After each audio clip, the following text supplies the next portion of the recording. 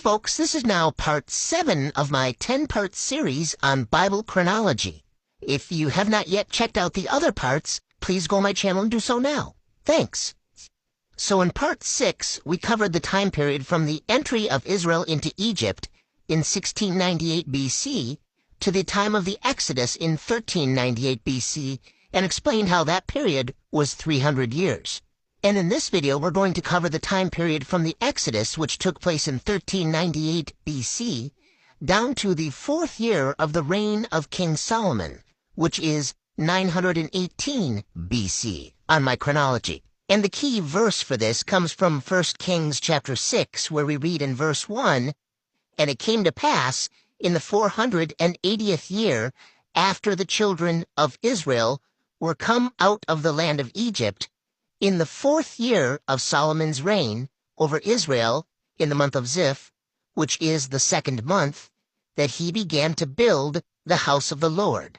So construction on Solomon's temple began exactly 480 years after the Exodus.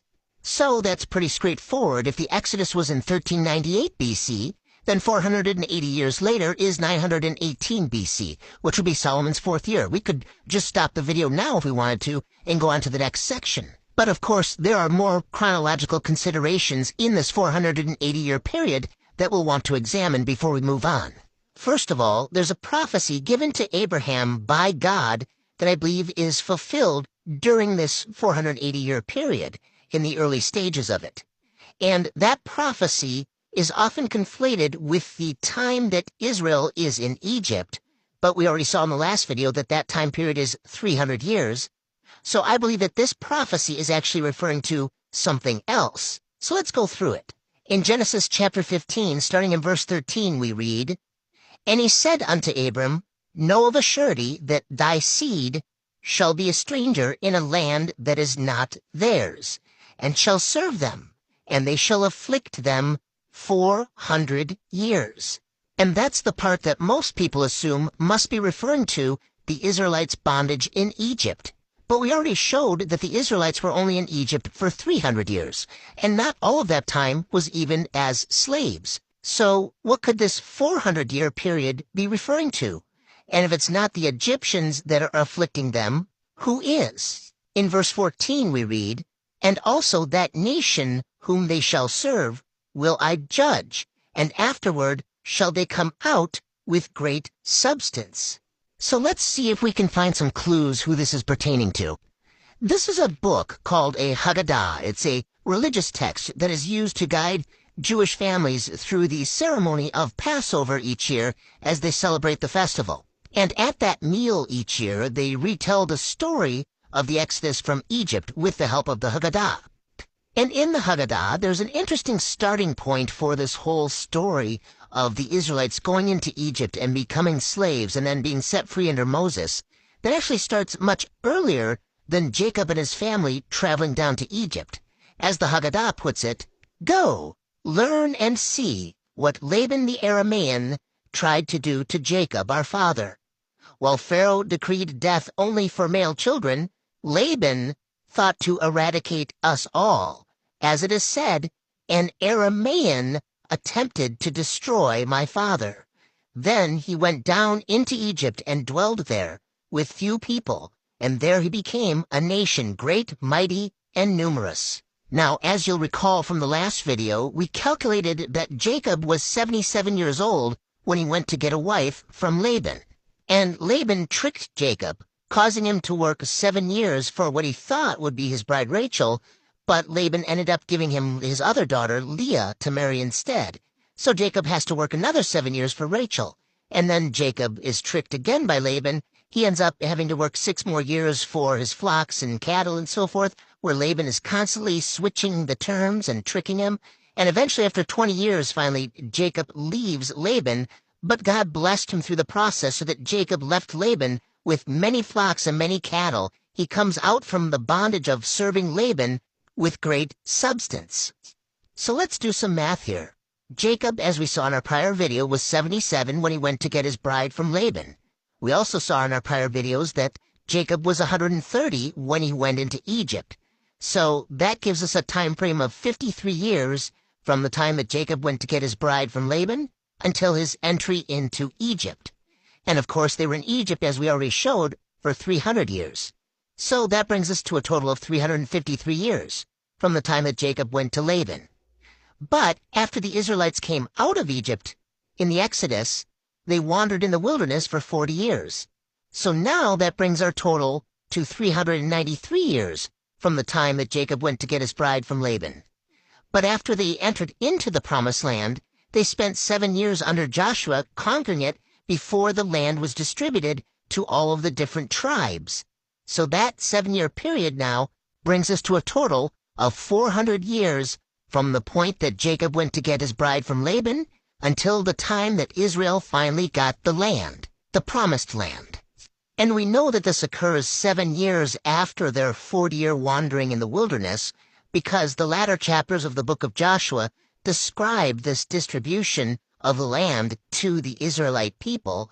And in Joshua 14 verse 10, Joshua tells us that he is 85 years old when this occurs. And Joshua had also revealed a few verses earlier in verse 7 that he was 40 years old when Moses had him spy out the land. And the story of that spying is in Numbers 13, but that's after Numbers chapter 1 verse 1 had revealed to us that it's been 2 years now since the Exodus. Therefore, if Joshua was 40 2 years after the Exodus, then that means he was 85, 7 years after they had entered into the Promised Land, after their 40-year wandering in the wilderness, which again means that Israel finally got their land 400 years exactly after Jacob went to get his bride from Laban. Now, knowing all this, let's go back to that 400-year prophecy in Genesis chapter 15 and look at it again. Starting in verse 13, we read, "And he said unto Abram, Know of a surety that thy seed shall be a stranger in a land that is not theirs." And the promised seed is Israel. It's Jacob who would become Israel, become the nation that would inherit the land. And he's going to be a stranger in a land that is not his. The land of Canaan was promised to Israel, but Padan Aram, the place that he goes to get his wife from Laban, is not his land. That belongs to the Arameans. And the second half of the verse states, "And shall serve them, and they shall afflict them 400 years." Jacob served Laban for his wives and his flocks, and it was the trickery of Laban that got the nation of Israel into bondage in Egypt, because Laban switched Jacob's wives, which caused Jacob to marry 2 sisters, and thereby their kids had sibling rivalry. That sibling rivalry is what ultimately led them to sell Joseph into Egypt, which ultimately leads the nation of Israel into Egypt and into bondage over the course of time. This all started with the trickery of Laban. So it is Laban that originally afflicts the nation of Israel in a land that is not theirs. And it doesn't end until they get their own land exactly 400 years later. Now notice what happens in verses 14, 15, and 16. The nation that Israel is serving is going to be judged, and afterwards Israel comes out of it with great substance. And that nation is a land that is not theirs. And this is what happens with Jacob and his family. He goes to a land that is not his, to Laban, to Padan Aram. He serves Laban for 20 years, but at the end of it, he comes out with flocks and wives and great substance. And Laban was judged by God because Laban kept trying to switch the terms of the agreement, but God reversed that on Laban, so that at the end, Jacob is the one that is blessed and leaves with the flocks and the wives. And then it goes on in verse 15 to describe that Abram would die. And then in verse 16, it says that in the 4th generation, the nation of Israel will come back again to the Promised Land. So in verse 14, they're going out from somewhere. And in verse 16, they're coming back again 4 generations later. Therefore, those are 2 different events.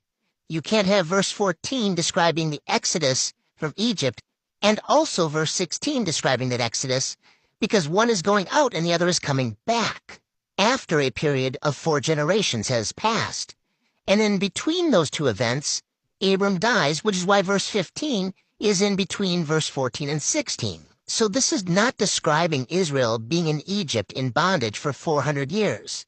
It's describing the affliction that starts with Laban in a land that is not theirs and ends 400 years later when Israel gets their own land under Joshua.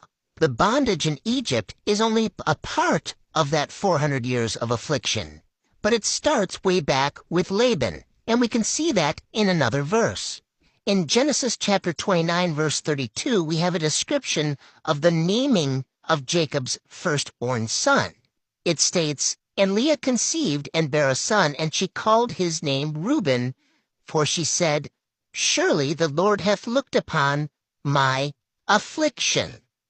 Now therefore my husband will love me." Again, there's this rivalry that was created by Laban that caused Jacob to have two wives, which caused affliction within their family. This starts with Laban. But why would this affliction not be resolved until the fourth generation? Well, we read in Exodus chapter 20, verses 5 and 6, that God visits the iniquity of the fathers upon the children unto the third and fourth generation, but showing mercy unto thousands of them that love him and keep his commandments, as we see in verse 6. And as we can see from Leviticus chapter 18, verse 18, that a man is not supposed to marry a woman and her sister at the same time. This causes vexation. This causes affliction. Now Levi, the son of Jacob, is the first generation from Jacob. His son Kohath is in the second generation. Amram, his son, is in the third generation. And the deliverer, Moses, is in the fourth generation. It is in the fourth generation that they come back again to the promised land. So again, looking at Genesis chapter 15, in verse 16 it states, "But in the fourth generation they shall come hither again, for the iniquity of the Amorites is not yet full."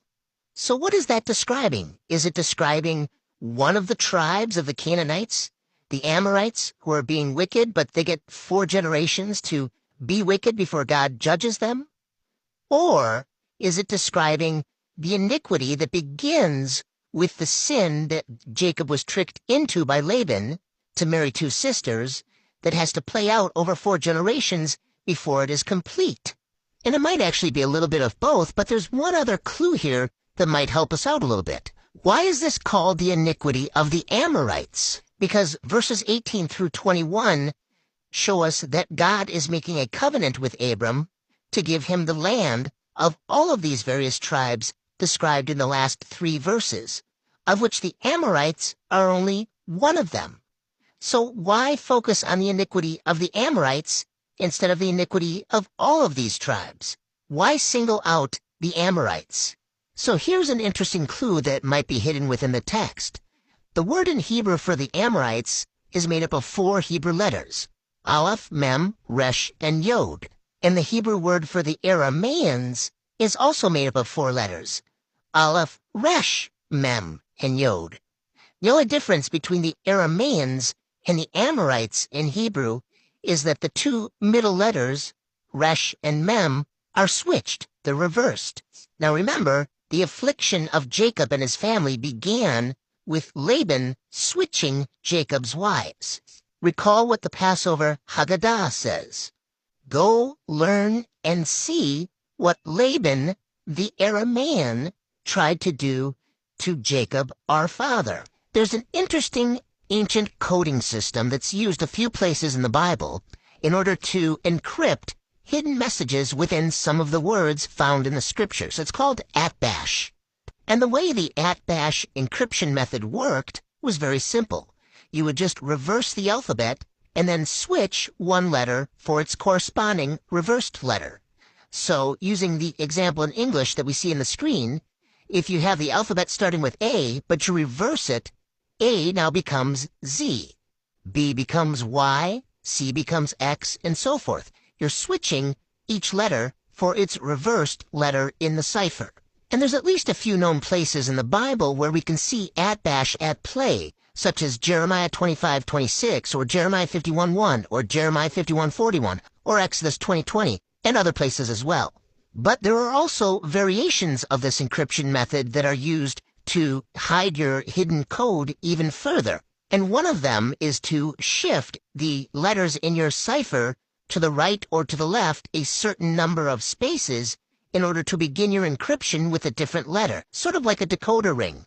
So instead of A starting with Z, you could shift it over one space and start it with Y, or shift it over two spaces and start it with X, and then you just carry on that method for all the other letters. Now, if we apply this coding method to the Hebrew word for Aramaeans, to the middle two letters, and we specifically select the coding method that shifts the cipher 10 spaces or 10 letters to the right, then the two middle letters, Resh and Mem, would become Mem and Resh.